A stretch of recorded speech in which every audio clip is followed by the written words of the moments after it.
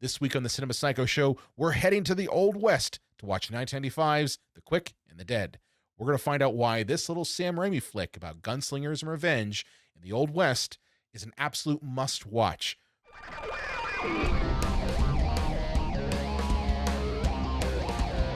Welcome to the Cinema Psycho Show, the madhouse for film freaks and film fans of all types. I'm your host, Brian Coddington, and my fellow co-host and filmmaker, John Woolscroft. Fun fact, Leonardo DiCaprio was only 21 years old in this movie, what does that make his girlfriend at the time, 11? Oh, boy. Yeah, I was wondering that, too. I'm like, man, Leo was literally the age of most of his girlfriends. Yeah, this is probably the last time that he dated anybody his own age. But what I find hilarious, and we're going to talk about this further, is that at this age, he was going the opposite direction. He wanted to get that cougar. And I mean Sharon Stone. I don't blame him. I don't blame him. This week, we are back with a very fun episode. And it's actually a movie that is celebrating its 30th anniversary, or it did last month. I believe February of 95 was when this movie came out. But we're going to be talking about Sam Raimi's The Quick and the Dead. And joining us again this week is our favorite person. She's becoming a constant collaborator on the show, and I love having her on. But we have with us the mistress of the macabre. I'm going to call her that. Anastasia Elfman joining us today. Hey, Anastasia, how you doing? Hi, I'm your Huckleberry. Oh, wait, wrong film. Wrong film. Around the same time, though. Yeah. Same time. And some might say that this one was kind of a parody of those kind of movies, and we're going to talk about that. But yeah, last week was fun, huh?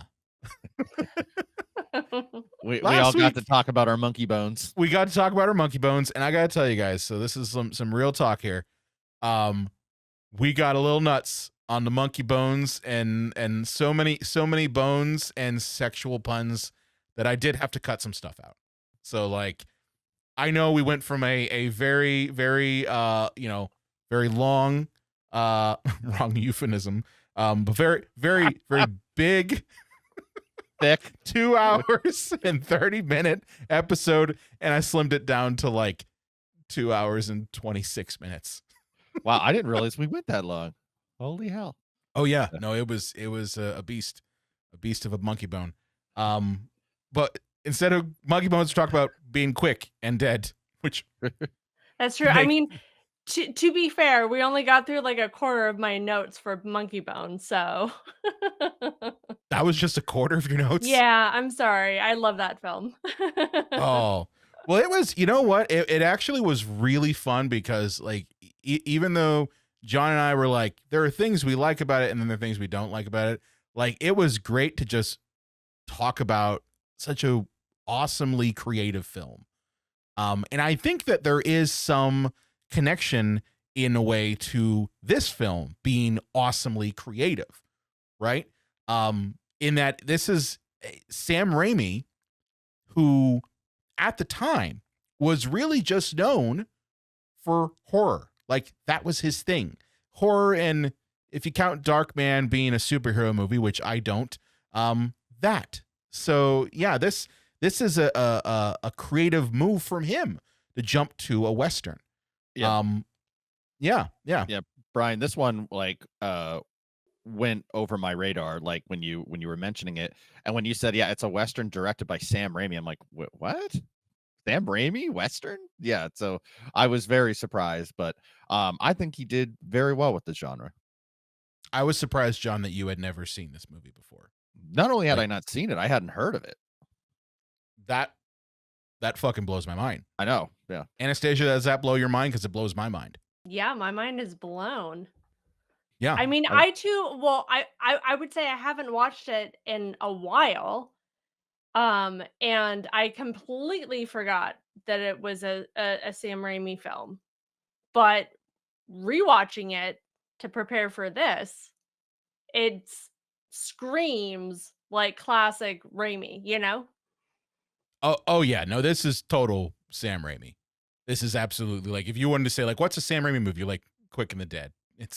and we're going to talk about what makes a Sam Raimi movie a Sam Raimi movie. But this movie, as I said, it came out in 1995. And the synopsis, if you've never seen this movie before, I pulled this straight from IMDb, so do not shame me. But the synopsis is: a female gunfighter returns to a frontier town where a dueling tournament is being held, which she enters in an effort to avenge her father's death. Fun times around. I mean, that's pretty on the nose, but I mean, it leaves out like the 35 other characters that, and Russell Crowe being a very important character in this. Yeah. But I mean, it does. it's just a synopsis. It's just a brief, Yeah. to the point. Yeah. But this movie, directed by Sam Raimi and written by Simon Moore, with music by Alan Silvestri, which you can tell. Yeah. Yeah, you can tell that In this the first is 30 seconds, I'm like, yeah, this is Alan this, Silvestri. this sounds like Back to the Future. Yeah. And cinematographer Dante Spinati, Italian cinematographer. And this, a little behind the scenes, this was the first time that Sharon Stone worked as a co-producer on a film. And she had a bit of clout in this, as this came out, right at the peak of her Basic Instinct fame. She had done, I think, The Specialist prior to this. And 95 was a big year for Sharon Stone, because not only did she do this movie, but she also did one of my favorite gangster films. And I don't know about you all if this is one of your favorites, but the movie Casino also came out later that year, 95. I do know of your fondness of Casino. I really do love Casino. Like Casino and Anastasia, I don't know about you if you're a gangster film fan. Oh, That's yeah. your vibe. But like Casino, I think, is like, if you wanted a sequel to what the hell is the movie that I'm blanking on? Goodfellas. That's it. Yeah. If you want a sequel to that, pretty much Casino fulfills that itch. Last time I watched it, Brian, it was like one of those free with ads, but the ads were like all the time, and it was right around the time of the Kentucky Derby. So it was like literally just a 30-second spot for the Kentucky Derby, but like every 10 minutes it came up, and I'm like, I hate these horses. I hate these jockeys. If I have to hear about this Derby one more time, I'm going to lose it, man. Yeah. The ads on streaming stuff is really annoying. I mean, you're either going to get things like Kentucky Derby, or you're going to get boner pills. That seems to be the modus operandi there. We're sponsored by Blue Chew. Just kidding. Yeah, No, we're Blue not. Chew or Hims. Yeah. Or not. We'll take their money. I don't care. So did either of you know a little bit about the behind the scenes stuff on this film? Like some of the weird stories? Like there's one really big one, but did you all do kind of like see a little bit of the research on it? Only, yeah, just after the fact, after I saw it here, I did a little bit of reading up on it. Anastasia, what about you? I mean, yeah, but now I'm curious about what you're talking about, 'cause So maybe I didn't do it. I found one of the really cool aspects of this movie, and it's just funny to see like actors who we know now as like really big A-listers. And this movie, you could say, is one of the ones that got the start of two big A-list actors. One, not so much anymore, but at one time was very much an A-list actor. I'm talking about Leonardo DiCaprio and Russell Crowe. Russell Crowe's the one I'm saying, like, not as much. Hey, you know what? He's paid his As they dues. used to. If he doesn't want to have to work as much, he doesn't have to. I mean, outside of the movie Unhinged, which Anastasia, I don't know if you have seen that movie and Unhinged, but it is glorious. Fat Russell Crowe at his peak. It's, if you want to see a movie about a person who's road raging for 90 minutes, and it's Russell Crowe who's road raging, it's brilliant. One of these days we're going to do an episode on it. But, The Quick and the Dead really gave that stardom to Leonardo DiCaprio and Russell Crowe. And one of the behind the scenes things is that the studio at the time did not want to pay them. And they did not want them at all. Yeah, It's crazy. You have to pay somebody if they're in the movie studio. Well, it was the thing, John, that they didn't think they were the right fit for the role. So they basically were like, okay, Sharon, we're not going to go with these people. If you want them bad, you'll have to pay for them yourself. And so Sharon Stone, being Sharon Stone, called their bluff, and she paid for, I know she paid for Leonardo DiCaprio, and there was an interview that Leo did recently where he said that, yeah, they did the same thing with Russell Crowe, because both Leonardo DiCaprio and Russell Crowe were not really well-known names at the time. Leonardo DiCaprio was known for, What's Eating Gilbert Grape, and Russell Crowe was only famous in Australia. So, was this before or after Virtuosity? Not that Virtuosity was a big hit or anything, but this must have come out. That's a good point there. I think Virtuosity came out later that year. 95, I think, was like a Russell Crowe year, because you had Quick and the Dead in the beginning of the year, and then you had Virtuosity that kind of came out later the year. And I love Virtuosity. I don't care what anyone says. You can check it out in our back catalog. Check out our back catalog. I think the Movie Dumpster folks came on that one. Yes, but yeah, Sharon paid him right out of her own pocket to keep him there. Which speaks to how much she must have been getting as an actress and producer for this film, that like she could still take home a good chunk of change while paying 2 other people. Well, I mean, this is Sharon Stone post Basic Instinct. So, like, this is her at the top of her game. She got this script right around the time that she had just finished doing Basic Instinct and was being well known for that. So, like, yeah, she could pretty much command whatever the hell she want. And you could say that even though this is a Sam Raimi movie, it's very much a Sharon Stone film too. More or less. But speaking of Sam Raimi, Army of Darkness convinced Stone to hire him. Okay, I'm not sure I completely get it, like watching Army of Darkness and go, this guy, it's the next Sergio Leone.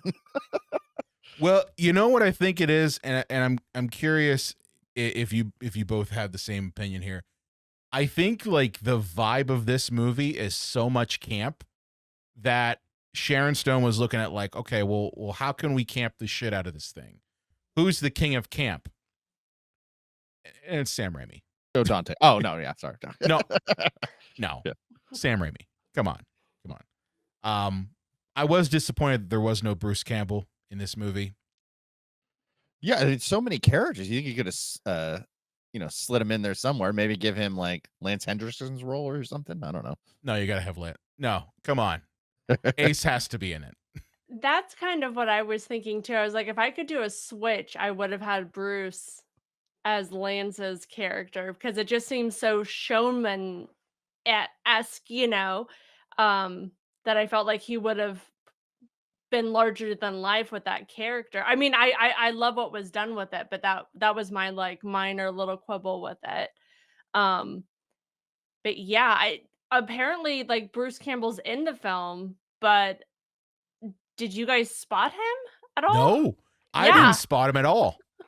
I didn't have time to like rewatch it before this, but apparently he's in it. So, and the problem was that he was filming another film at the same time, so he only had like one day off, and so he was just going to go visit the set. And then Raimi was like, okay, like, get him dressed and have him in this scene. So he was in some bar scene. But I didn't spot him on my first recent watch. Well, here's the thing. I thought it would have been funny. Like, this is a Sam Raimi Western, okay?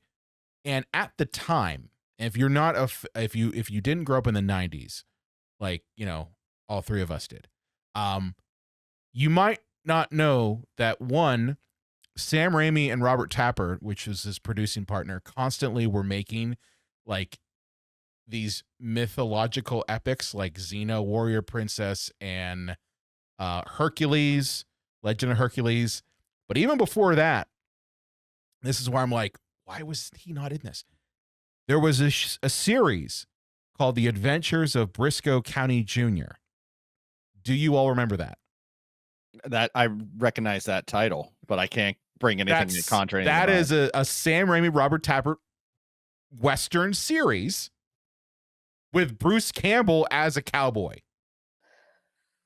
And Okay. that's why I'm like, why the fuck wasn't he in this? Because he already, like, he has the shit.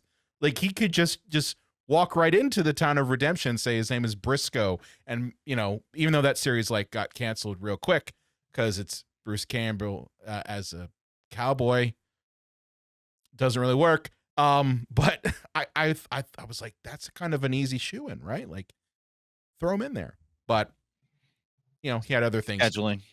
Yeah. I'm gonna guess that he was probably doing, let's see, this is 95. He was probably doing Hudsucker Proxy. Because it was filmed roughly around the same time. So, but interesting stuff. But yeah, Sharon Stone threatened to walk off if they didn't hire Sam Raimi. Like, it just shows the balls that Sharon Stone has. Man, as a that producer. The clout she had back then too. Damn, you know. Oh yeah, totally. And understanding his talent, because it's so it's really wild, and his version of filmmaking is so larger than life, you know. So I think that was a huge move on her part to believe in him so much, you know. Well, yeah, and it's just the thing that I think I really think like the studio wasn't sure what this type of Western was going to be. I mean, this came out roughly around the time you've got movies like Tombstone and Wyatt Earp coming out, which those are very serious Westerns. And then you've got this, which is not, and it's kind of pulpy, and it's got elements of camp to it, and larger than life characters, and it kind of feels very much like the spaghetti westerns of the 60s, right? It feels very much like that. And I think it was a smart move. Can you imagine if they went with someone who was more serious, who was like, let's get into the backstory of Ace Hanlon? No. Yeah. We don't want that. Which they could have conceivably done, because I believe this is based on a novel. So I think there could have been some different approaches in terms of tonality, but I think it was smart to bring in somebody like Sam Raimi. And it's funny you should mention those Westerns, Brian. This is only 3 years removed from the greatest Western of all time, which is Clint Eastwood's Unforgiven. Very true. Very true. And I will be the first to say that I have never seen it. Never seen Unforgiven. I know. It's on my list. So I hadn't seen Quick and the Dead, and you haven't seen Unforgiven. Okay, yeah. To be perfectly fair with you all, like, Westerns are my, I think, least favorite films. Well, there is something to be said that, like, genres like horror, sci-fi, Western, like, they're not done great all the time, but when they are, they're fucking fantastic. But you know, you often have to weed through a lot of junk, you know, to get to the good stuff, like Unforgiven, High Noon, and I would put this movie in that kind of category too. Yeah, I mean, I like Tombstone a lot. I don't really care for Wyatt Earp too much. But you know, this movie, Quick and the Dead, by far like my favorite Western. Like, if I had to pick one, and it's like, of course, Sam Raimi is the one who makes it, because I love everything Sam Raimi does. I even like aspects of Spider-Man 3, which I guess is blasphemous. Brian, did he do Darkman 3 Die Darkman Die? No, he didn't. Okay. He didn't do any of the sequels, okay? He did Darkman 1, and then he decided, you know what? I think I'll go do that Army of Darkness movie. Smart move there. Yeah. But come on, Darkman versus the Lawnmower Man, Jeff Fahey. Come on, it's a good time. It's a good time with Arnold Vosloo as the Darkman. Great time. All right, so let's dive into the plot of this movie. Okay, you guys ready to dive into the plot of this movie? I'm ready. Okay, so this movie opens up with our protagonist, the lady, because we can't have a Western without the protagonist not having a name. And Sharon Stone is basically a drifter, cowgirl woman who gets shot in the first couple seconds, but gets back up. Did you all like that make you drive you nuts? Because it drove me nuts. I was like, why did she get shot?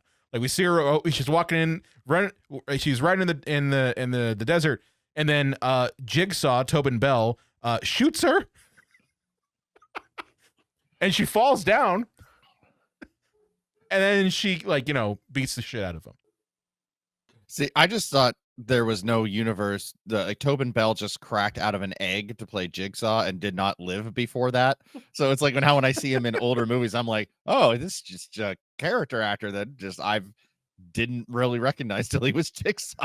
But I cracked up. I was like, fucking Jigsaw is in the Old West? No, I kind of look at this as maybe his like origin story for Jigsaw, and now he's chaining people up. Yeah, I want to play a game. Yeah, An Old putting West them to game. the test. I'm gonna put cactus in your butthole. That's the game. Okay. Yeah. Whatever, You say Jigsaw. so. Now I did feel that I don't want to know your guys' take. Like I thought Sharon was kind of wooden in this, but I think it's kind of what was on the page. That like stalwart, I think they were going for a Clint Eastwood like fistful of dollars like type of vibe here. Doesn't say much. Anastasia, what do you think? Well, I feel like this project was supposed to be like a star vehicle to kind of like show her like how dynamic she is, and she's not just like a pretty woman, she can actually act. But yes, I feel like some of the stuff, like some scenes were I don't want to say flat or stale, but just like I don't know. It was a little tougher than Yeah. like, but also it's difficult when you're wearing so many hats. So she's also producing. So Yeah. who knows what's happening on set during the day, and it's like as an actor you have to protect your instrument, and when you're wearing so many hats, it's hard to do that. And one of Because those you're in hats is a charge of cowboy hat. That's right. Yeah, Yeah. I have a family connection with Sharon Stone. What? What? No, you So- don't. Pray tell. Yeah. Well, people don't really know this, but she went to college in my hometown. She went to Edinburgh University. And when my mom won Miss Crawford County, and then the next year if you're able, you hand off the crown to the next winner. And she handed off to the next person. That person was not able to then hand it off to the next winner, who was Sharon Stone. So my mom crowned the new Miss Crawford County, which was Sharon Stone, who she did know because she went to Edinburgh at the same time as my mom, and her friend Dom DeVito, his wife, worked with her at the Edinburgh Hotel, which isn't even there anymore, together. And apparently she was a very down-to-earth, nice person, but was clearly knew that she was a very, very beautiful woman. That is amazing. Yeah, I think you've told me a little bit about that, but I don't think you ever went into that detail. But it's crazy. Like she seems like the type of person who's very down to earth and just very dedicated to her craft. Like I think a lot of attention went into not only this movie, but like every one of her roles she's ever been in. I've never seen her do a lazy job of acting. I have it in my stand-up routine. I'm like, yeah, my mom crowned Sharon Stone as Miss Crawford County. One of them went off to superstardom in Hollywood, and the other became a psychologist. I'll let you take a wild fucking guess which one's my mom. Oh, you helped a bunch of people find like catharsis in their lives. Yeah, that doesn't buy me a fucking yacht, Mom. that Mom, that should have been your vagina. Where can people see John's stand up next? Come out to Parkside Theater if you're in Pittsburgh here on Fridays. Yeah. But yeah, so Ellen, that's her name. We find out later her name is Ellen, but for most movies she goes by the lady. She arrives at the town of Redemption, and Redemption's kind of a fucking hellhole, right? overrun by the tyrannical Gene Hackman in this movie. Rest in peace, Mr. Hackman. It was good to watch a Gene Hackman movie, considering we just recently lost him. Yeah, I was gonna say too. I was like, it was nice to see Gene Hackman at his. I would say this is kind of at his peak, like peak villainy at least. Like he's played a lot of roles that were like villainous type roles, and this I think for him is one of his best ones. But yes, the Town of Redemption is fucking cesspool of horrible people, Gene Hackman as a villain, cattle rustlers and people owning whorehouses and child molesters, all the horrible things. They're in there. You'll never find a more wretched hive of scum and villainy. We must be cautious. Yeah. But you don't know why she's there. You just know that she's there for some reason. And this town is famous for one really big thing, and that is the quick draw competition that apparently happens once a year. Kind of like how you have the town fair once a year, at the Town of Redemption, John Harrod gets to kill people for, a couple days. And it's good that like a lot of people, it seems like they come from all over for this, because you don't want to be shooting like the doctor and the mailman and stuff, because that might really hinder the town. Yeah. Well, it almost seems to me like this is John Harrod's chance to like kill anyone who might be a threat to him or just might be someone he doesn't like. Like I don't know why he just doesn't just kill them like a normal person. Well, he has to make a giant fucking spectacle of the whole thing. But again, that kind of speaks to like, he's a fucking monster. Well, Brian, if I could play basketball like, LeBron James, I would want to always just challenge you to a game of basketball because I'm going to be really, really good at it. Would you say that you are? Would you start screaming, "You're not fast enough to beat me"? I got to tell you, I don't know how many times I heard the word "fast" in this movie. You're not fast enough. You'll never be fast enough. I get it. You're fast. Well, that's what all the models say in the bedroom with Leo. Oh, quick draw. Are you saying that maybe he goes for the younger ones who don't know any better? Is that what you're saying, John? Are you insinuating that? I don't know what you're talking about, Brian. I'm not cutting that part out. Oh no, fucker in. All I'm saying is after all this Diddy stuff comes out, he sure seems to be spending a lot of time in Europe. That's all I'm saying. Oh shit.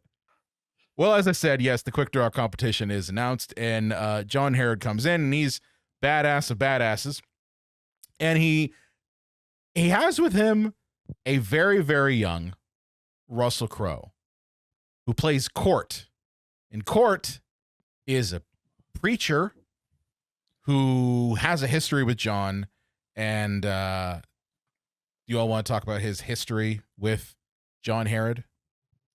Well, I do think it's interesting that we're hitting on all the Western tropes, because he's now like a reformed man that doesn't want to fight, refuses to participate. He's a man of God, John. Yeah. He's forsaken violence. He will not shoot anyone, even though he kind of shoots people a lot in this movie. Well, he was forced. His hand was forced. Yeah. I'm just saying, like, that whole like, I'm not going to kill anyone goes out the door when someone's got a gun pointed straight at you, and their name is what I wrote down the name here of the Native American name. Oh, I'm looking. It was something like really out there, and I'm like, Jesus Christ, of course it's called that. Was it Spotted Horse? Yep, Spotted Horse. Spotted Horse cannot be killed by a bullet from a man. I beg to differ, sir. Oh, then you won't mind me waving this gun in your face. Apparently he can't be killed by a bullet. Yeah. But John Harrod is gonna kill Court and hang him in the middle of the bar. When this kind of triggers the lady, because, and we don't know why, right? We don't know why she's triggered by this, but she like immediately shoots out the rope from Court's neck and basically saves his life. And Herod basically says like, okay, we'll put them both in the contest. They can kill them both because that's what you do. And in this bar, there are so many different characters. But Anastasia, I got to ask you, what was your favorite like gunslinging character in this one? Oh man, There's so that's many good tough. ones. That's tough. Yeah. Because it's like I feel like everybody's like perfectly exaggerated of like a typical Western character, you know?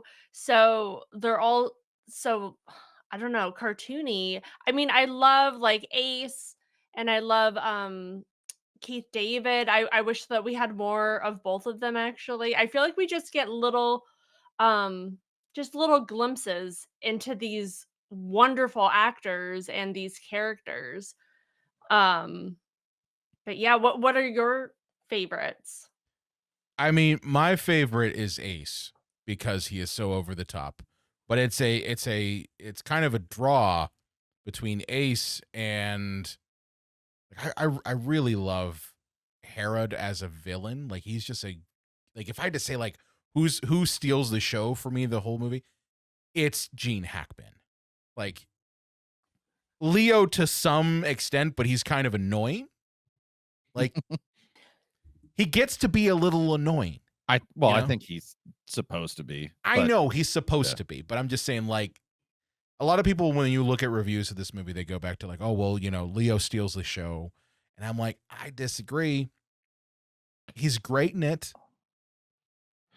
For me, it's just got to be Lance Hendrickson because of that. That's what I'm saying. It's Ace. Voice. That voice. Yeah, it's like, please don't stop talking. I'm going to come. Your voice is amazing. Well, I love the fact that he's like, I put an ace in my deck for every man I killed. And then he he flays them out and it's all aces.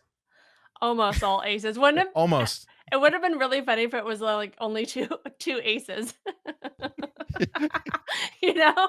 Just one. Yeah. Just one ace.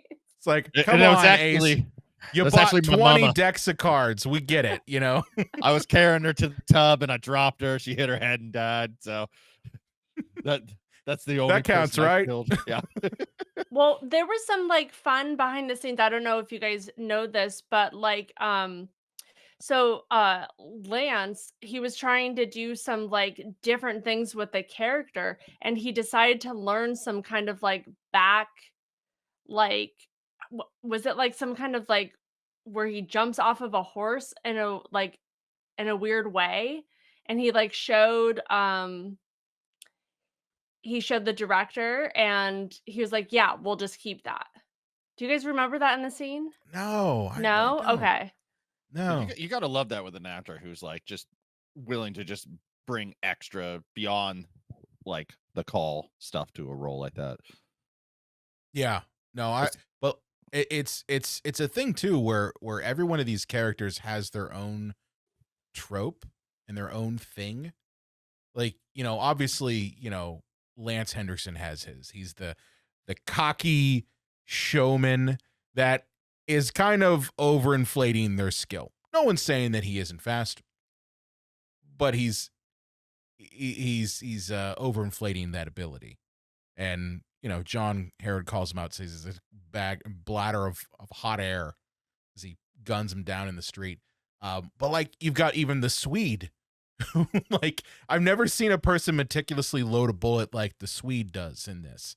You remember the Swede? He was the first one that shot against Leo in this. And Sven Thorson? Yes.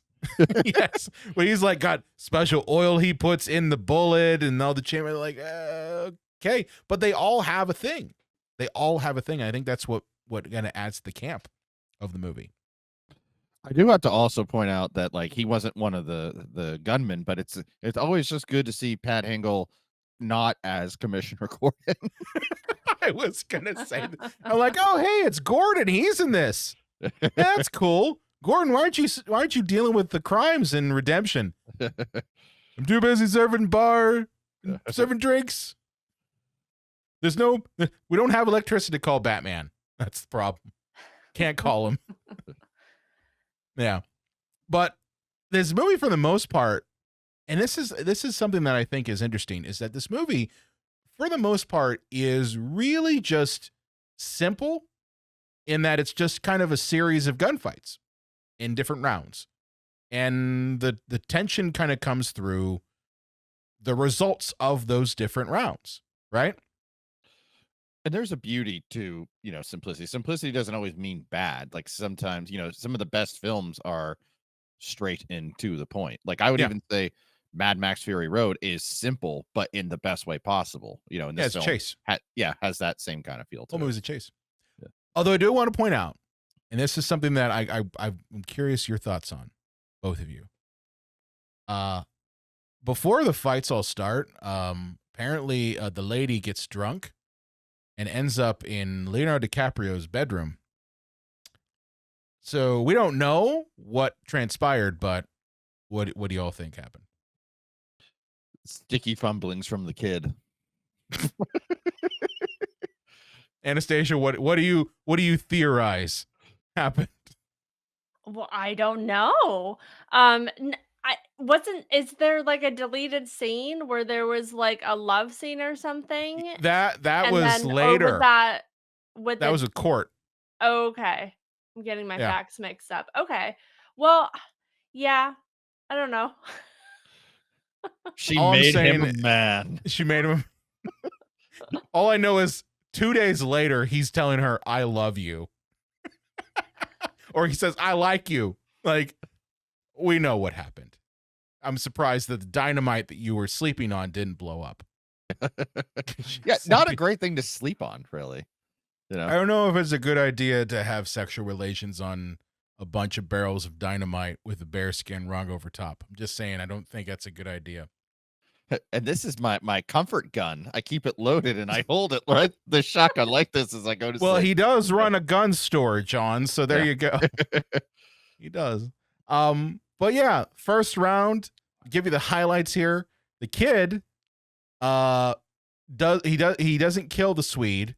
He just injures him because he's a good guy. He's not a bad guy. The kid's cocky, but he's a nice guy. Herod kills Ace Hanlon. Awesome scene. And Ellen, I have kills Jigsaw. Which Leonard Dog Kelly is her Sure. character name. Yeah. You can call him names like that, but if I see Tobin Bell in anything, it's fucking Jigsaw. Okay, that's who it is. Yeah, And show some respect, I would say. Yeah. Yeah, it's Jigsaw. She went to retrieve her bullet only to find in the wound a tape. Like, you probably think you're out of this. Do. Oh my God. Shout out to anyone in our audience.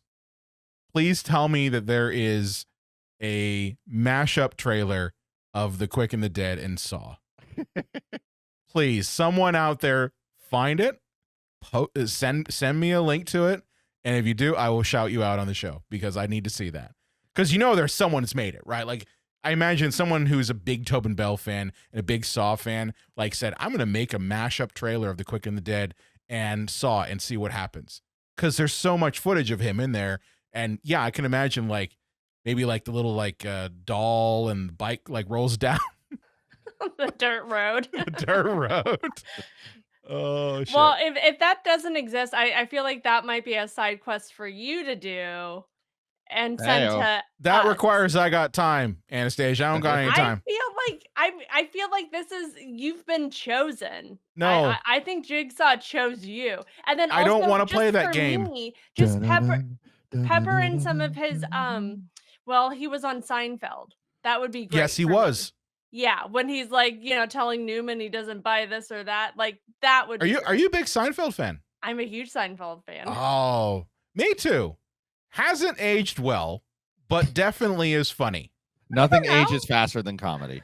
You know? Yeah. But my wife does not like Seinfeld. We both love Curb Your Enthusiasm. Like that's one of our favorite series ever. Larry David can do no wrong. Yeah. But she doesn't really care for Seinfeld. I actually love Seinfeld. That's so funny. I love Seinfeld. Rick doesn't like Curb Your Enthusiasm. I love it. And then I am in shock at that. there's like I Yeah. know, right? Divorce. I'm just kidding. And then what was the Veep? I love Veep too. I never saw Veep. Never Oh, gotten it's to so that. good. It's Is so it good? good. It's so funny. I'll have to check that one out. John, have you seen Veep? No, it's one of like 30 shows that are on my list of things to watch, but it's like I'm almost overwhelmed by how much like good television streaming that I'm now behind on. I'm like, I don't know where to begin. I've got a lot of picks to give you because we've been going through a bunch. Like one called Paradise. Have you all watched that? Not even heard of it. It's on Hulu. It's really good. I know this is not Quick and the Dead material, but just just saying. And you're the one scolding us about like a 2.5 No. dive. I never And said we now couldn't we're have tangents. We're doing side discussions on good TV. I don't know. There's always room for good TV. Well, hey guys, Ellen found the kid's monkey bone. Yes, there you go. There we Ellen go. found the kid's monkey bone. Complete tangent. Yeah. from Now we're last back episode. on. Yeah. So yeah, after the first round, and Ellen kind of, she kills Jigsaw, but she's very reluctant because she obviously she's not a hardened criminal like everyone else in this fucking town. She's not even a redeemed criminal like Court is, right? Like she doesn't want to do this. She's out there just for revenge. We know that there's some reason why she wants to kill Herod, but we don't know yet what that is. But she kind of, shines up to the whole idea of killing Jigsaw and surviving, and she does. But after that, Herod invites Ellen to dinner, and this is one of, I would say, one of the best examples of tension building in a movie. Wouldn't you all say so? This whole dinner scene between Herod and Ellen. It's always nice when you have that, the hero and the villain have a confrontation. Like it reminds me of like De Niro and Pacino in Heat, which also I think came out in '95. It did. But yeah, when you can have one of those scenes, I always think that it just betters the overall production. Anastasia, what about you? What do you think about this whole dynamic in this dinner scene? Well, I mean, it just is a perfect example about how Gene Hackman just totally holds court and just how intense this scene gets. And then we're like cutting between like Sharon Stone trying to she fumbles her little gun under the table. And then I don't know, was it clear to you guys? For me, I was like, I actually had to rewind that scene. Not that, hopefully I'm not getting too ahead of us, but when she cocks the gun and then she thinks that she's figured out, and then later on he's playing with his lighter or the matchstick. Yeah, it's a lighter. Did you do you think that he knew that she had a piece on him? Or was he just playing was he so beyond not even thinking about anything that he was in danger? You know what I mean? For me, Yeah. it was a little bit it was a little sticky. It wasn't a clear, I liked that that it made the same sound, but to me, it didn't speak that he knew that he was in danger or not. Did you guys I mean, So- as an audience member, I'm Yeah. just choosing that for my own version of the story, Right.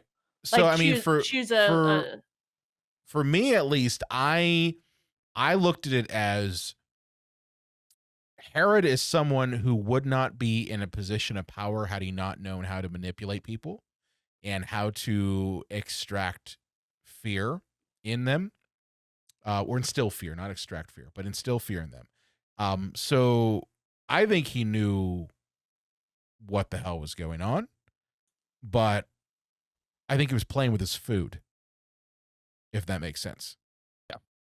Yeah. This is a guy who towards the end of the movie says that he never experiences fear. The sensation of fear is so alien to him that when it does happen, he gets like enjoyment out of it. So like in that moment when he is at that dinner table with Ellen, he clearly knows that she has a gun on him, but he is so beyond caring about fear that he just sees this as like, oh, well, I can see the fear in her eyes, so let me play with it. If I make her think that he's got a gun on her, then let's see what happens. And she blinks. Like, that's the whole thing. It's a showdown, but it's just not out in the street. It's out on a dinner table, and I love that. And you also get a little bit of backstory about how, Herod was raised and not very good. Go figure. Oh, he seems like such a well-evolved man to me. I'm sure he had very loving parents, He full has house a style. bowler hat and a Yeah. suit. That must mean that he is, well-rounded, right? Isn't that how it works? If you're well dressed and you look sharp, then you're not a crazy person. Wrong. Everybody's crazy about a sharp-dressed man. Yeah, there you go. But yes, after this, the next round of fights happen. That's what I'm saying. Like, most of this movie is just gunfights galore. And the round of this one is that Herod meets Clay Cantrell, played by the awesome Keith David. I love Keith David. In any role that man's in. Yeah. That's How great. can you not? Yeah. I even love him in what the hell is it? The movie he did with Charlie Sheen and oh man. You're not talking about Platoon, are you? Because No. Charlie Sheen and Emilio Estevez in the early 90s. Men at Work. Yes. I love Men at Work. Yeah. I grew up watching that movie because they're played like on reruns on HBO left and right. But he was crazy in that movie too, but he's great in just about everything. And he plays this gunfighter that he actually like can give Herod like a run for his money, but he's paid for by the town because the town is trying to kill Herod. So they pool all their money together to hire Keith David. Which What- I go ahead. I was gonna say, why don't they just shoot him in the back? I don't understand. Just wait for him to come out of the saloon and just shoot him in the head. But It's not like there aren't guns all over the place. I mean, Yeah. how many times have we seen like celebrations where there's guns and left and right? Like, just one of those people could just point the gun in his direction when he's not looking and pull the trigger, right? hey, where's the peanut butter? It's behind the 16 pistols. But Anastasia, you were going to say? Oh yeah, I was just gonna say I feel like almost any other time except during this like immense like different battles and gunfights would be a perfect time to take him out, like when he least expects it. And also it's kind of like it's like this whole town of like just bad guys, right? Like I don't know where they're getting their groceries. Like where's the hospital? What's happening in this town? There is no hospital. There's It's no the Old West. hospital. Listen, the hospital Well, is, I mean, is like- the cemetery. Okay, perfect. That's We'll save a couple bucks. Well, that's what I'm saying. Like I love the fact that the doctor, as he's called in this, Doc, Mm-hmm. he's the guy who runs the cemetery. Like, Perfect. that's the doctor. Oh, you got the flu? I guess here I'll dig you a grave. and beautifully played by that guy from Home Alone. Yes. That The- guy. Who's the that older guy? man from Yeah. Home Alone. Yes, the older man who scared the shit out of Kevin because his brother Buzz told him, "Oh yes, that guy murdered people and then puts their body parts in his salt bin." Yeah, the next door neighbor character. The next door neighbor. So depending he's- on how many beers around the holidays you have, whether you cry or not at the end of that movie. Kind of the you only cry. guy who cares about Kevin, I would say, through the Yeah. whole movie. Yeah. And he probably still has body parts in his salt bin. Like, just because you have body parts in your salt bin doesn't mean you also care that an 8-year-old boy is home alone. Like, come on.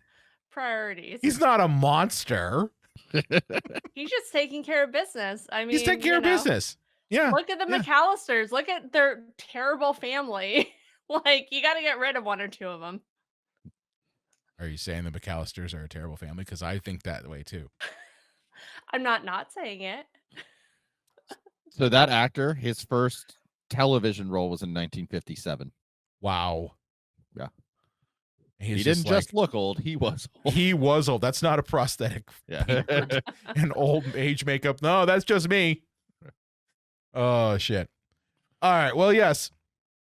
Herod kills Keith David in one of the most brutal kills in this. And this like kind of speaks to the Sam Raimi of it all. Yeah, this is the most Raimi of Raimi in this whole thing. Yeah. Do you all want to describe what this kill is? Because I could, but I think you all might have a better take on it. Well, not a good time to lose one's head. I mean, that's not the way to get to the head of a major corporation. I don't think he was heading in the right direction.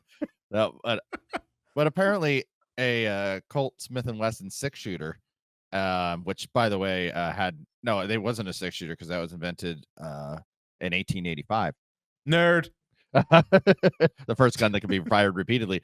There's no way that gun could put a massive, gigantic hole in Keith David's head. It's the size of a fucking baseball. Yeah.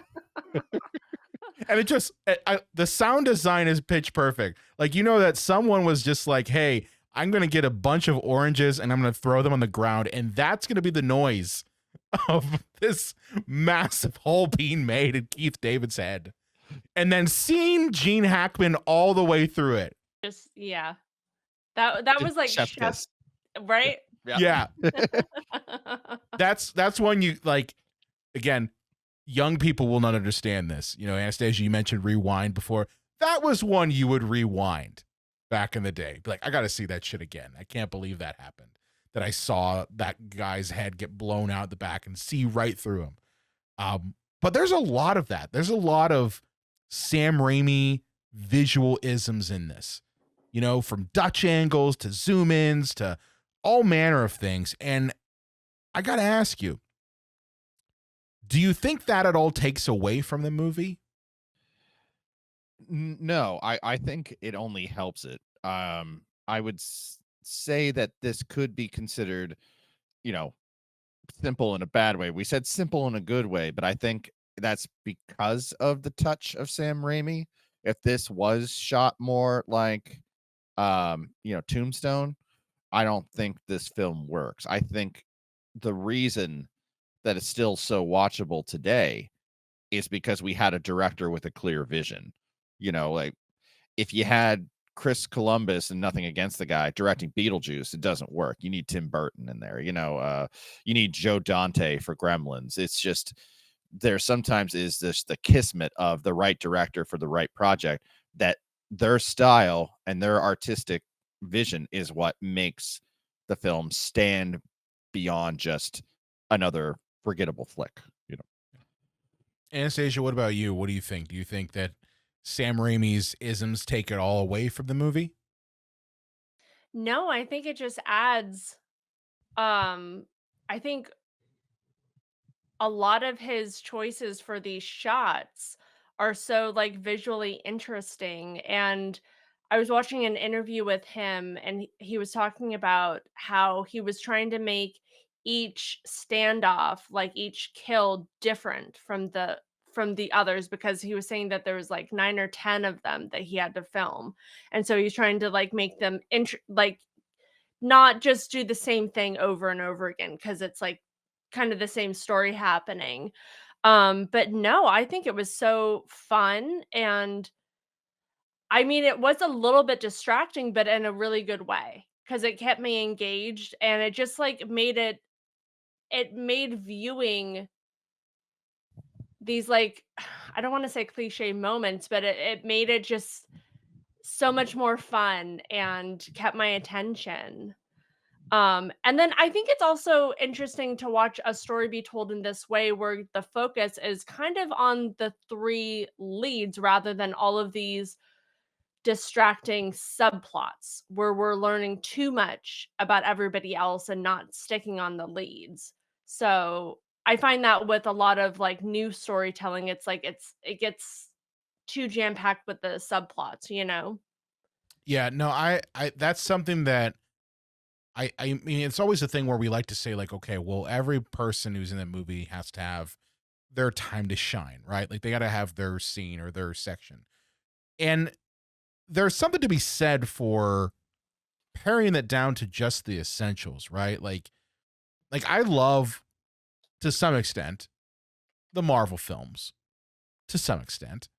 Um because mainly because of the fact that they are for the most part, not more recently, but when they were really at their peak, like before Avengers Endgame came out, they managed to do the impossible, which was to balance all of these different characters and give them all enough time and actually make it like look good and give them enough to where they're not taking away so much from the story.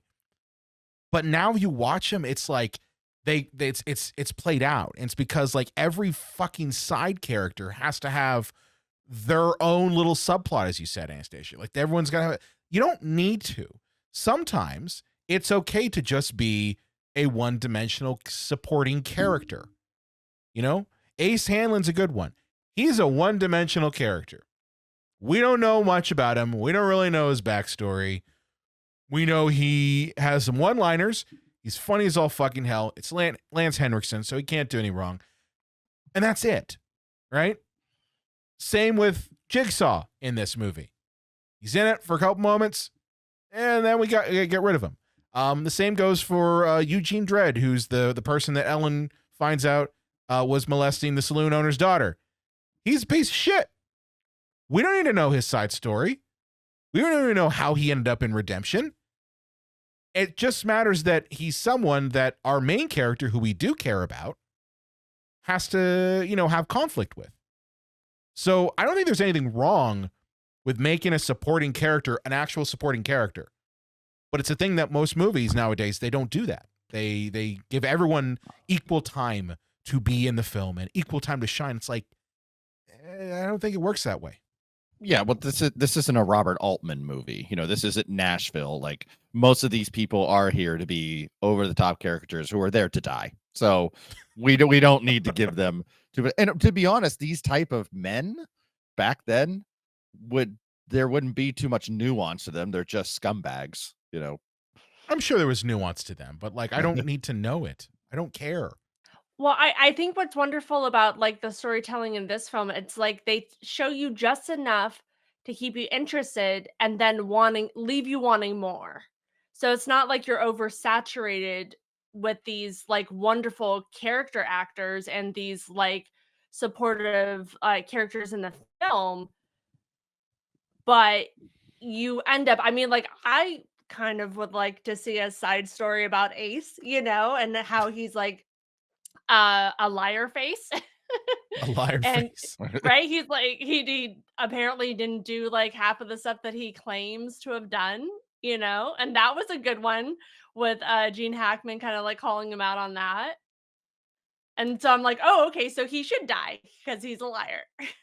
He's a liar face. That's one thing Hackman should have called him, was a liar face. Yeah, I mean, like I like to say that I'm a good consulting agent because I could read a script and I could have just peppered that one in there for him next time. Next time. Oh, it's funny you should say that. Actually, Joss Whedon did a bunch of script punch-ups for this. Yeah, back when he was a script doctor, kind of thing. Back when he wasn't scummy. Well, he was probably scummy. We just didn't know. He was probably scummy. We just didn't know about it. We just didn't know about that stuff. But Brian, to go back to your original point, I could see how some people would be turned off by Sam Raimi's approach, like especially if they didn't know the type of artist they're buying a ticket for. Like, because if you're a big Western fan, you might not be into like campy horror films or out of the box superhero movies like Darkman. So you might have just bought it because it's like, oh, it's a Western with Gene Hackman. I liked Unforgiven a couple of years ago. And then you're like, what the fuck is this? So it's important to know the director that you're going to see, because I could see some people going into Inglourious Basterds and go, I don't think this Tarantino guy's taking this serious. Yeah. I loved Inglourious Basterds. Thank you for bringing that one up. That's one of my favorite movies. But yeah, and honestly, like one of the criticisms this movie's got is that I think people who were fans of Westerns didn't quite get it. Didn't vibe with it. I think that might have been because of movies like Unforgiven and Tombstone, movies that were a bit more serious and took it with a bit more resonance. And I really look at this movie as I'm like, this is a fucking spaghetti Western. That's what this is. It's shoot 'em up, get the bad guys, get revenge, and the hero rides off in the sunset. Like, that's this movie. It's not supposed to be deep. And there's a place for that, you know? All right.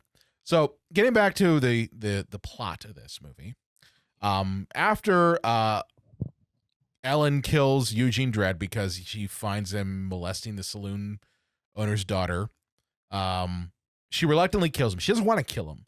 And it's a moment that I think is worth mentioning because, like, throughout this whole movie, Ellen is out for revenge, but there is a moment, and it's this moment where she, in essence, has to choose whether she wants to be Gene Hackman or not.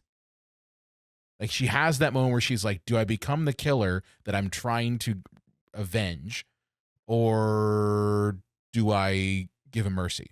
And she gives him mercy, which, of course, like, we know he's going to pop back up and she's going to have to kill him, right? But I love that moment. What were your thoughts on it? Do you see that the same sort of thing that I saw? Annie, as only I call you. Annie. What are your thoughts? Yeah, okay, so basically, yeah, that I hated that scene. I thought that, Sharon Stone's character would absolutely just kill him right where he stood. Instead of doing this long dragged out moment. Also, it's kind of interesting to note that we see that she's not really a great aim. She's not great at shooting, which is unfortunate because like her life is literally on the line for this. Which makes I don't remember if in the movie if we're past that point, but where like Russell Crowe gives her that note about like, oh, like I know when to shoot because I can hear it in the clock. Yeah. Like there's a cue and then you've got to like shoot immediately after. So I don't know. It's kind of like also I wish that they fleshed out those characters a little bit because I felt like the story called for them to have known each other, like her and Russell Crowe to know each other before getting there. But then, like, right, they didn't know each other at all, and she was just there for Hackman. She was there to kill Herod, and just she saved Russell Crowe. But that's it. Like their relationship is, I think, one of the things that really hurts this movie a lot. And there is a moment later in the movie that was cut that I understand why it was cut, but I think that they should have kept it in just to kind of make their relationship that clearly was there actually work. But yeah, I agree. Like she doesn't know him. She's just met him because they're shooting people together. That's really it. They're both really good-looking people. Like the best-looking people in high school dated each other, and age appropriate. That's the thing too. Yeah. She can't connect with Leonardo DiCaprio because you look at him and sometimes he looks like he's 21, other times he looks like he's 12. Yeah. Right? Yeah. I thought he was a lot younger in this than 21. No, but when he's in the brown suit, he looks like he's a 12-year-old swimming in a suit. Oh shit. But after this kill, after she kills that piece of shit, Eugene Dredd, she decides to leave town. And because she's like, I don't want to do this anymore. It's a moment where she's like realizing like I don't want to go down that path. So she leaves, and as she leaves, the old man who we find out like helped raise her, finds her in the cemetery because he's the doctor. He's just going back to, his place of work, the cemetery, and finds her grieving over her father, because we realize that the reason why Ellen is out for revenge is because long time ago, and this is kind of classic cowboy movie, right? Herod basically had kidnapped her father, who was the marshal, and forced her to shoot to save her dad's life, and hung him from a noose, and basically said, "I'll give you 3 shots, and you can save him." And sure enough, she shoots him in the fucking head. Whoops. Well, Anastasia, you pointed a good point. She's a terrible shot, and it kind of shows. I wonder where that stemmed from. Because here's the thing, and this drove me nuts. I was watching this. I'm like, she could have shot the rope that was on the other side of her dad. She was under a lot of pressure. But did you all notice that? Like, she immediately went for, I'm going to shoot towards my dad above his head, instead of look, 2 or 3 yards away, or a couple feet away, and there's the rope hanging off to the side. Had she shot that rope, the dad would have lived. I want to see a Zucker brothers take on this, where she shoots her dad in the knee, the dick, right in the gut. Well, I'm just like, you're kind of dumb. I mean, it's terrible you killed your dad, but good as you shot the rope somewhere else. Well, I feel like that was Hackman's response, that'll do it. Yeah, that's what he was like. Yep. I didn't expect that one. Okay. He's like, well, did my work for me. Thank you for that.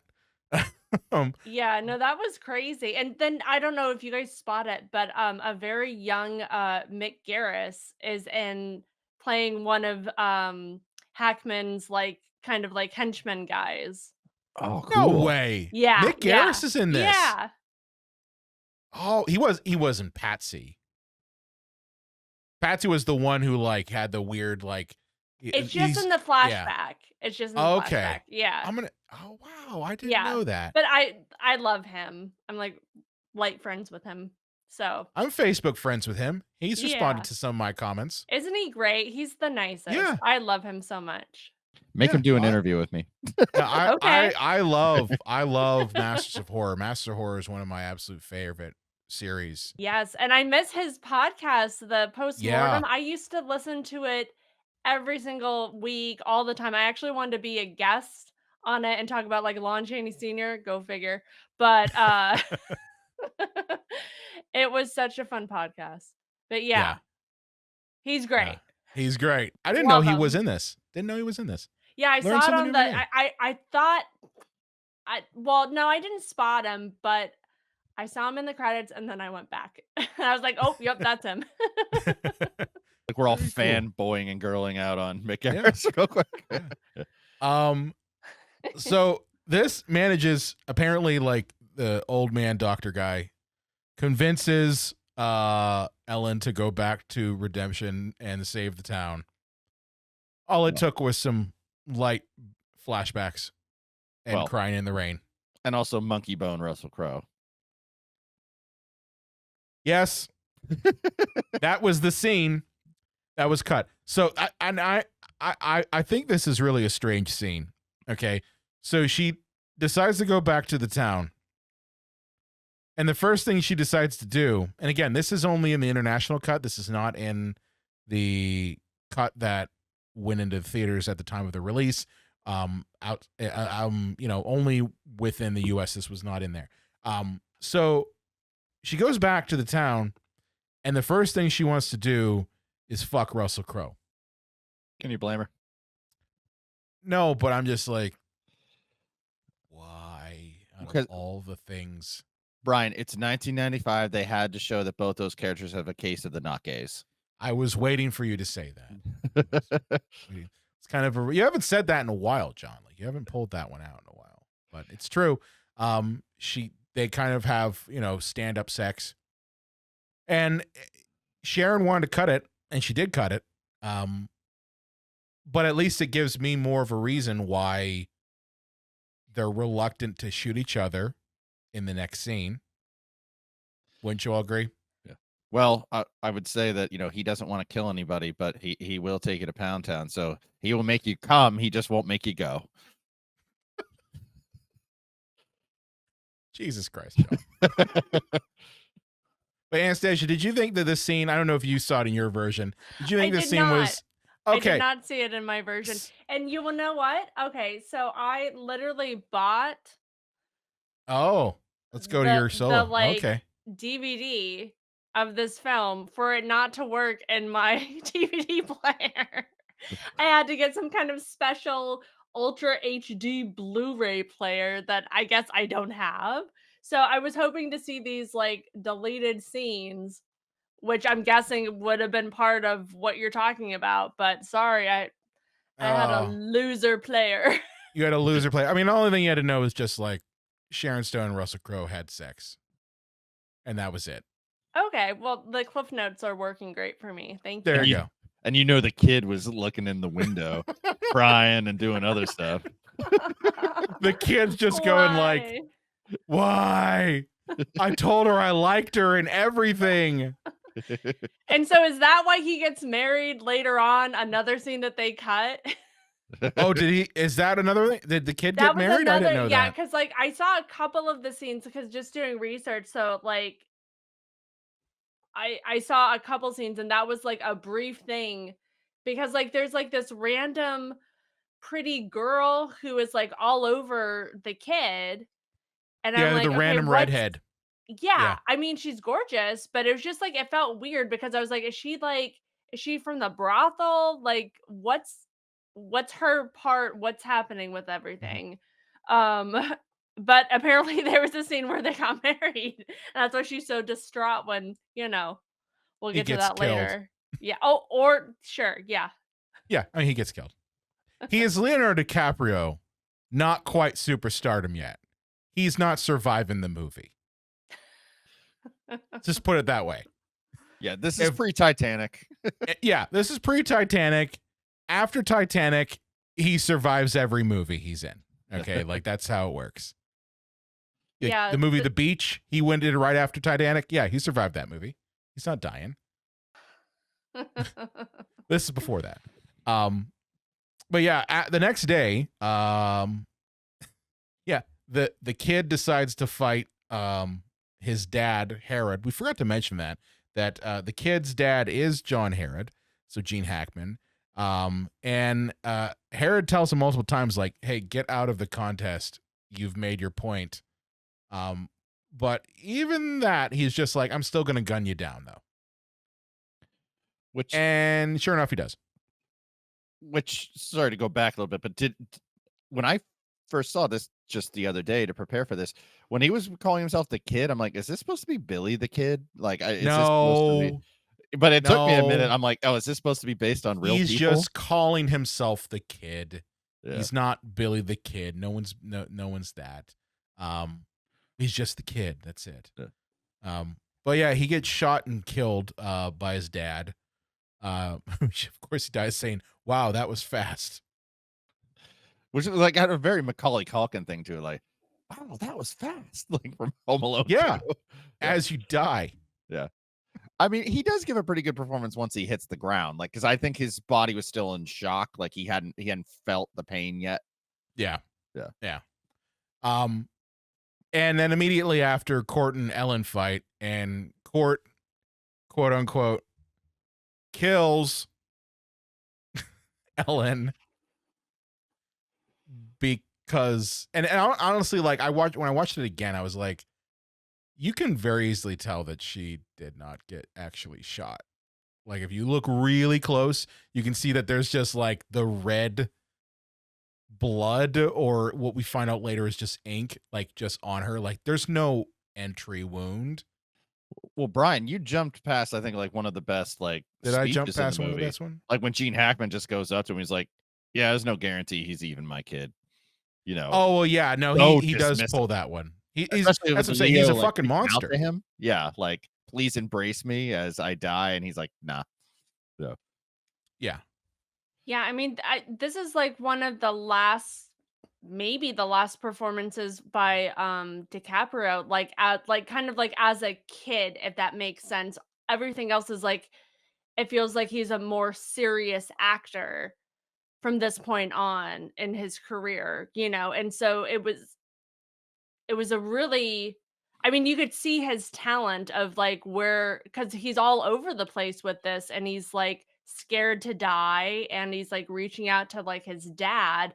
And it was an interesting choice for him because he probably could have killed Hackman, but he chose to just graze him and probably thinking that that's what he would get in return as well.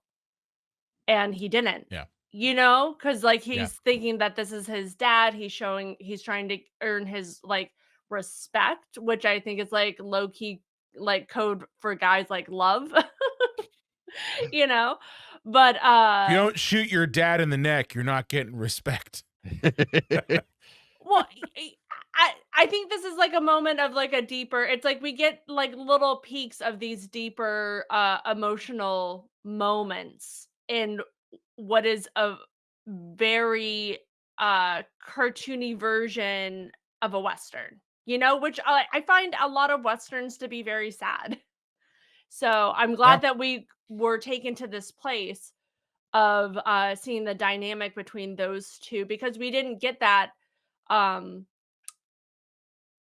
we didn't get all of that story. It was just kind of like peppered to us through the film, and then it Yeah. ends there. Well, it's also a thing too, like and this speaks to kind of Hackman as a villain in this. And one of the things that I when I was doing research for this movie that Hackman said in interviews is that he liked a villain who had a little bit of humanity to them, while like not just 100% a monster. Like it's one thing to just be a monster and just do villainous acts, but like when you're able to do villainous acts within the confines of being a human, it just makes it for a better experience. So like this moment here, he's killed his only son that we know of. And instead of like, you can read on his face that he is sad, but he's not going to at all tell us that. And so what does he do? He kind of pulls that back and goes back to this piece of shit saying like, you're not really my kid. I gave him an out. He didn't care. He didn't listen. It's his fault. Like that's such a human thing to do. Because you can, deep down, he probably is sad, but he's so fucked up, he's not actually going to emote that.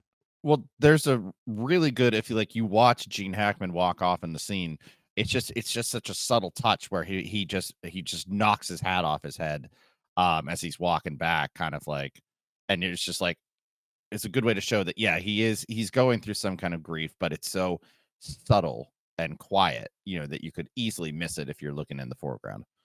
Yeah. I'm glad you pointed that out, because I did skip over that, but it's worth mentioning. So, as I said, Court and Ellen fight. Ellen gets killed. Quote unquote. Yeah. Quote unquote. And yeah, we only know she's dead because the doc comes and say, she's dead. Leave her alone, you vultures. It's like, okay, we get it. She must be dead. Only for the next day, for the final fight, Court and Herod are supposed to fight, and as they're about to draw, this is when explosions ring out through the entire town. And boy, oh boy, it's awesome. And we find out that, John is afraid of Court. So he sabotages him, like busts his hand, gives him only one bullet. Well, he didn't want his hand busted. Yeah. He didn't want his hand busted. Like, that's the thing is even though that Herod is absolutely afraid of Court and knows that he is fast enough to kill him, he still wants to be like a little fair. So like he was pissed off that one of his henchmen like busted up Court's hand and kills him in the street.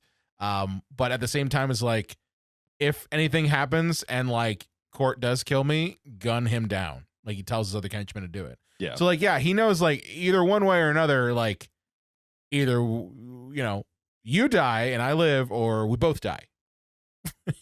You know, no one rides off in the sunset.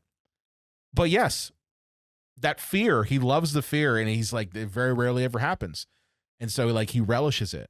Because again, like that's the humanity part. Like he's forced that part of him down so deep and so far down in his psyche that like when it gets to experience it, he doesn't know what to do with it. So like in this case, he gets like a little bit of pleasure out of being afraid. I almost look at it as like the same way that some people like really love roller coasters, and they get that adrenaline rush out of fear. Well, maybe fear is the only thing can actually make him feel alive. Yeah. You know, because otherwise he's a serpent, you know? Yeah. Yeah. But yeah, explosions ring out. And I love early 90s and mid 90s explosions like on sets, because you know like that they actually did it. Like, or they used miniatures or some shit. Like this wasn't a CGI job. This was like legit, like we blew up shit. Because it looks like it, right? Like it doesn't look like there's just a fucking green screen. And I'm saying that as a guy who does visual effects, that I love those things, right? Got to save that for the last shot. Okay, let's make sure we got everything in the can before we blow it all up. Right, right. But there's something nice to seeing it tactile, right? Like we talked about this last week when we talked about Monkey Bone, that having those sort of tactile things, they just enhance the movie, you know? So like, yeah, like Herod's house blows up, and then the clock tower blows up, and then the saloon and whorehouse blow up. What a waste. Well, What a let the waste. saloon and whorehouse, you know? Well, the money Couldn't is let all in them the go. whorehouse, is all in the saloon too. Like that's the thing. The money, that's the whole thing. If you win, is you get $150,000 in cash, and like this is old West days, so $150,000, you're like a bajillionaire at that point. But that blows up, and who walks out from the ashes but Sharon Stone, You know, I think that's why we had looking like a hot mess and a half. I think that's why we had the sexy time scene with Leonardo DiCaprio, because we needed Chekhov's dynamite. You know, we had to find some way to introduce to the audience that there is a shit ton of dynamite in this town, and for some reason the kid sleeps on it. It's very true. It's very true. That's how you know that you've got a very good filmmaker in mind, because they're showing that, and then later we see it happen. There have been many movies that John and I have seen, and Anastasia, I'm sure you've also seen this, where things are promised and then never delivered. It's the worst.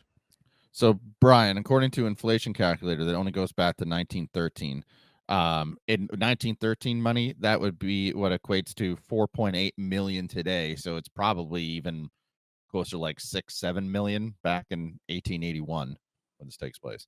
It buys a lot of times in the whorehouse.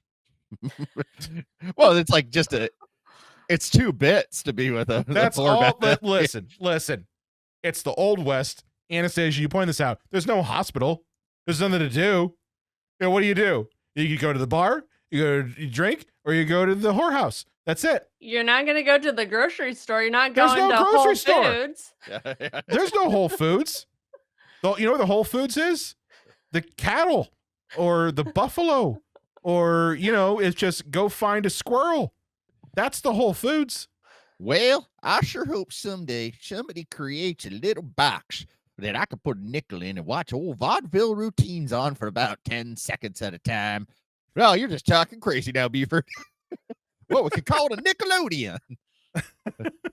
Give it a couple years. Yeah.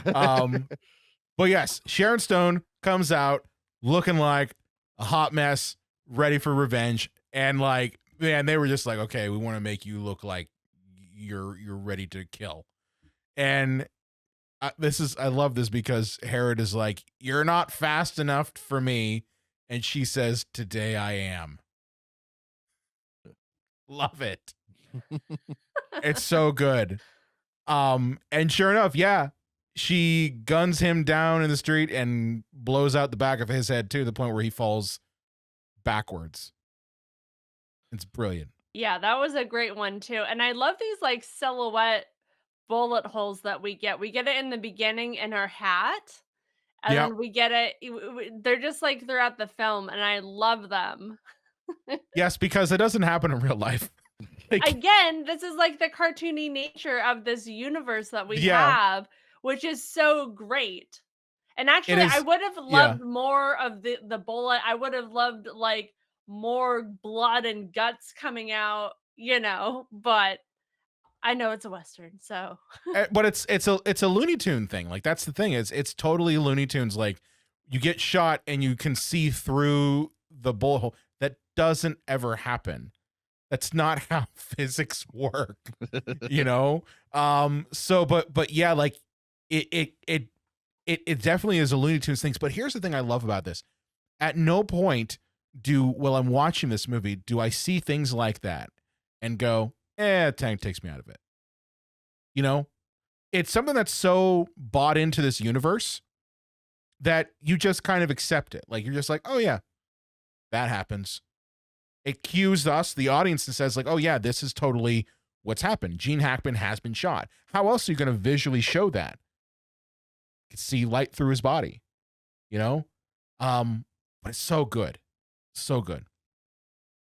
And then for the most part, the movie ends. I mean, Ellen gives Court the marshal badge from her father and says the laws come to town, which I'm like, Court is not at all trained in law enforcement, so I don't know how well that's going to work. And he refuses to kill anybody too. And he refuses to kill anybody.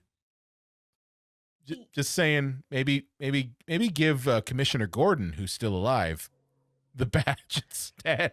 No, it reminds me of like the end of Hook, where Yeah. Peter gives the sword to the least qualified kid. Which one of the Lost Boys am I going to give my sword to? How about the short, tiny one? Or no, he gives it to the very large one who does the rolls. Like, does the rolls. And it yes, laughs his ass over marbles. that right there, next Peter Pan. Yeah. Well, because he's got a good heart, right? He's got a good heart. Why? That's what counts. He's got a good heart. It's okay. It's okay that he still needs to learn how to fly and shit like that. But yeah, I don't think this was a good move to give Russell Crowe command over the whole town as the sheriff, because one, it's like I feel like he has like massive anger issues and like almost like addicted to shooting. Right, because it's like these shots, like when he's getting the gun and he looks like an addict, and he's pacing and his like hands are twitching and things like that. So I feel like he's just gonna fly off the handle. He's gonna be in the sheriff's office doing lines of like black powder. Well, yeah, not anymore. Just doing lines of black powder. Well, he's got to get some more black powder. Okay. Yeah, that's he's gonna crack open a bullet, pour out the black powder, do a line of it. Where's the marshal at? Ye old cocaine. Gunpowder. Ye old cocaine. Gunpowder. Just do one more bump. But yes, you're right. He does act very much like an addict. Like he's got to get his fix of gunplay, but he doesn't want to do it. Like he doesn't want to do gunplay. Which is so weird because I feel like he's supposed to be this virtuous character, but like I don't fully get like his choices. I don't know. I feel like in some regards, like I don't know if this character needed to be in the film. I mean, we had to have a Court character in there. We had to have the reluctant hero. Like that's what Court is. He's the reluctant hero. He don't want to do it. I mean, I guess. But yeah, I I agree. feel like There's not a whole lot. Could have been expanded a little bit and could have been the kid character doing this kind of stuff, like standing up against his dad, because like he's like a little bit on the sidelines and wants to prove himself, right? Because there's that moment with Hackman where he's like, "It's not your time, you'll get your time." Basically, I'm not old, get out of my way. Yeah, I mean that's a very good point. Is that you have to ask yourself the arc of the character. Ellen clearly has an arc. Court really doesn't, outside of like he's now the marshal. But like as you said, the whole time he's like, I don't want to kill, but then I have to kill. And he never gets to that point where he like realizes, yeah, I have to do this. This I is who guess I am. maybe he's like the straight man who just doesn't want to be there at all, and so Yeah. everything that happens is happening to him, and it's just like all a reaction. I don't know.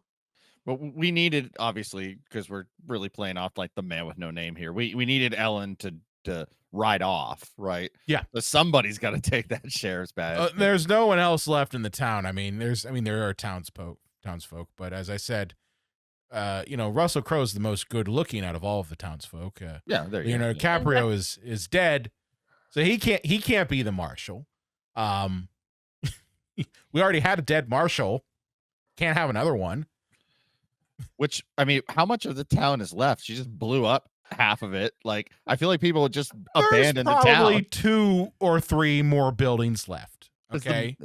There's the mill. Yeah, there's always a mill. The pharmacy where back when they gave you Coca-Cola with cocaine in it. Because I went to a museum of medicine that it was meant for both diarrhea and constipation. And I'm like, hey, wait a minute. That doesn't track. No, it doesn't track. Yeah. A lot of I don't medicines think that works. for diarrhea and constipation. I'm like, no, you can't have it both ways. Well, I mean, look at what they're dealing with. It's like the Wild West. It's so hot, and everybody's just terrible. Like, who has time to think about like how medicine works? Yeah. They're just like, oh, what's your affliction? Oh, I've got sweaty blood. What does that mean? I've got the sweaty blood. Okay, well here, take this thing. It's medicine, I swear. Drink this. It'll cure you of your sweaty blood. Your blood won't sweat anymore. It's like that Million Ways to Die in the West. Like, yes. Oh, you got the fart needles pop? Fart needles. A lot of people don't like that movie. I do find that movie very funny. But, well, that brings a close to The Quick and the Dead. I got to ask you, one thing that we didn't really talk too much about was whether or not this movie is a parody. Like, do you all think that this movie is a parody of a Western, or is it an actual Western? I'm curious your thoughts on this. I don't think it's a parody. I think it's an homage in a way that Raimi's going to Raimi, and this is going to be his homage to it, but with his style to it. In a way that like Tarantino homages certain types of films that he grew up on, but he's going to make it in his Tarantino style. So no, I don't find this to be a parody at all. I mean, just look at the sincerity of Gene Hackman's performance. There's no chewing the scenery there. So I do think there's a sincerity there. It's just, it's going to, Raimi's going to Raimi, and he's going to want to call back all the things that, he loved in that type of genre. Anastasia, what do you think? Do you think this movie's a parody? No, I agree. I think it's more of like an homage to that style of, film. And it's almost like it feels like almost like a little bit Twilight Zone-y too. And I think while Hackman is so amazing, I think he is chewing a lot of scenery. I think he steals every scene he's in, but also can play because his talents are so vast. It's like he can play these deeper scenes as well. So, and also there was a moment where we get a little like peek into how how he is at home, and he's totally alone. Did you guys like note that? It's like we get like when he's with Sharon Stone having dinner, he talks Mhm. about like how like all this problems with like what was it, his father or something. Yep. And it's just like, and then he had to like kill his wife. And so it's just like it's such a dynamic character that on the surface it feels like totally evil, but then it's that cliche of like every like bad person thinks they're actually a good person. Oh, yeah. And he's just trying Yeah. to survive, and everybody has it out for him, so much so that he has to like do these like shootouts every year to kind of like get eyes on everybody who's trying to kill him. Well, that's what I'm saying. It's like first of all, the best villains are the ones that think they are the hero. Mm-hmm. Like any medium you look at, whether it be literary sources or film or comic books, whenever the villain thinks they're doing the right thing, then even though that's horrible, they always become like the most interesting types of villains. It's the reason why the Joker is so interesting. In his mind, he thinks what he's doing is right, even if it's fucked up. And yeah, Herod is alone, but he thinks he's like, I'm protecting the town, even though I have extorted money out of them, and they clearly hate me, but I'm protecting the town. And yeah, I do think that these gunfights are pretty much his way of getting rid of anyone who might challenge him for his authority. He feels that he's in the right? Save the town or capture the town or whatever. We don't know how he got that town, but we just know that it's his. But to my question, like my thoughts are kind of like what you all thought. I do think that this movie is a homage, but I think it's a homage to a very specific type of Western. I don't think it's a homage to like the Western of like John Ford. I think it's a homage to the larger than life Italian spaghetti Westerns that had these characters that were over the fucking top. And it's just kind of what John said. It's that through Sam Raimi. And it's like, what do you get? You get this crazy stylistic, visually interesting Western that's a spaghetti Western, basically. And it's not the deepest of plots. Like, it really isn't. And that's, I think, what is interesting is like, there's not a crazy ton with this. It is just a lot of shootouts, but it's good. And it's really fun. So, final thoughts on Quick and the Dead? I would just say that, as you'd mentioned, or you had asked earlier, that I think this film stands the test of time because of its stylization, because of Sam Raimi's like unique approach to it. That's what really drew me in. Don't get me wrong, I thought the plot was interesting. I loved all the characters. I loved the shootout kind of stuff, but it's really just like, his great use with his cinematographer, at the editing, the stylization that, I think it was smart on Sharon Stone's and to hire somebody who's going to think outside the box, so she took a gamble on that one, but I think she hit a home run. Awesome. Anastasia, what about you? Final thoughts on The Quick and the Dead? I totally agree that the film still holds up. I feel like if it was released right now, it would get a huge amount of attention, and be wonderful. For me, I feel like the perfect ending would have been if the Jigsaw puppet took over and he was sheriff and rode out on his little trike in the sunset. I'm the rootin' tootin' sheriff around here.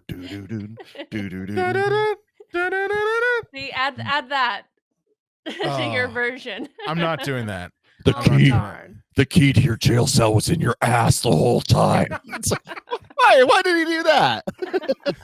Well, wait a minute. I just got to go down to the pharmacy and get the medicine that gives me constipation and it's a laxative.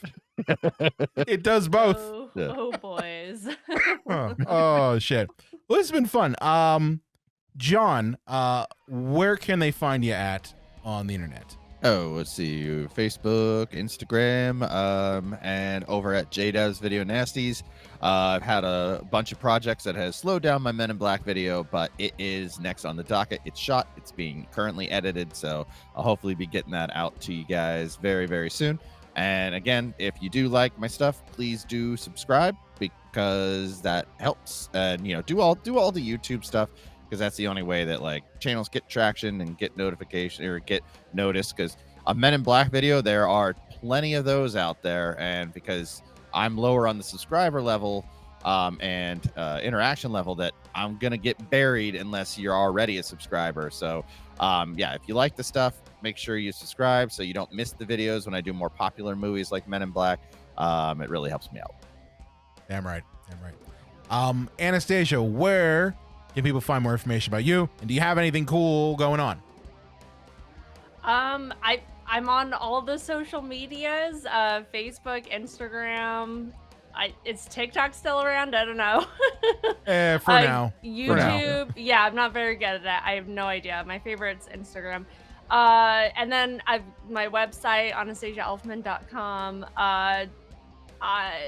There's going to be some fun LA screenings. I'm working on a fun live kind of pre-show event with Brian Usna that will be announced soon. And I'm doing my own like column for Rue Morgue, talking about like classic horror films and stars and stuff. So yeah, so I'm working on that.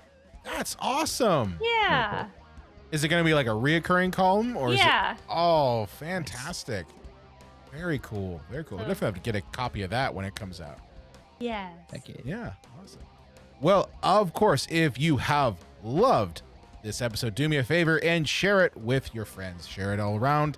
And of course, if you want to, you can go to cinemapsychoshow.com/follow and you can follow us on your favorite podcast app of choice. We got all the buttons right there. You just click one and boom, you're following the show. And as John said, if you are watching us here on YouTube, hey, do me a favor. It's right down there at the bottom.